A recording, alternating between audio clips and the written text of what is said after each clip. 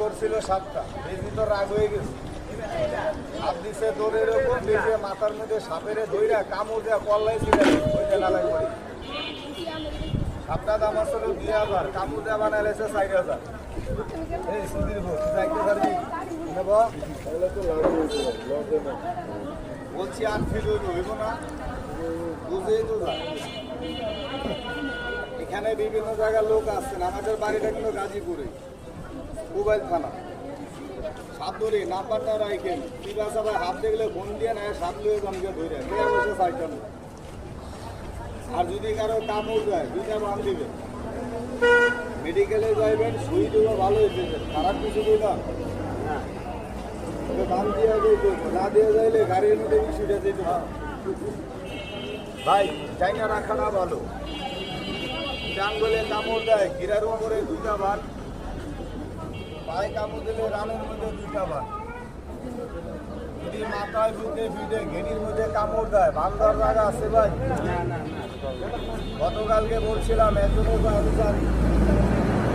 আমি বলে ভাই মাথায় কামড় দিলে গামছা দিয়া গলার মধ্যে বান দেব, গলায় বান দিলে বিষে মরবো না পাশে মরবো, এটা তো জানেন না, একটু তারা শিখে দিই।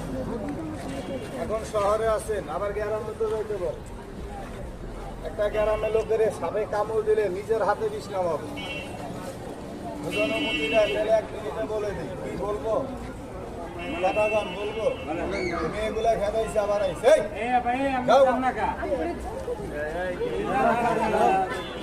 এই দেখেন সাপে কামড় দিলে পানি খাওয়াবেন না।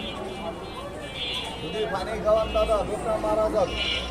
মাটির মধ্যে বসাই দেবেন বিছনা করে, হাতে একটা লাঠি নিয়ে জঙ্গলে ঢুকবেন। জঙ্গলে সাপের লোকে বেজির যুদ্ধ হয়, কি হয় না ভাই, বেজি সাপটাকে মাইরা ফেলা। সাপের কামড়ে বেজি মরে না, বাঘ মরে বেজি মরে না। কেন? বেজি একটা গাছ খায়, গাছটা সেচবেন, কিছু রসে পালানো খাওয়াই দিবেন, সাথে সাথে বমি করে দেবো, বিষটা বেরিয়ে দেবো, ভালো করা মালিক আল্লাহ। একটা সাপে যে লোকের কামড় দেবো তারা 7 বার কামড়া, গাছটা তার লগে দিয়ে দিবেন, যতদিন বেঁচে থাকবে তারা সাপে কাটবো। তাহলে গাছটার নাম কি? যদি অনুমতি দেয় তাহলে আমি বলি, কি বলবো? এখন এইগুলো দেবে খেলা, এই যে 2 মাতলা সাপে বাইর জন্য দেখে হাতের বান্ধে তো সেরা জানতাম অনেক তো আমি বলছিলাম 7-8 ফিট লম্বি না হইলেও কাছাইব নাকি ভাই?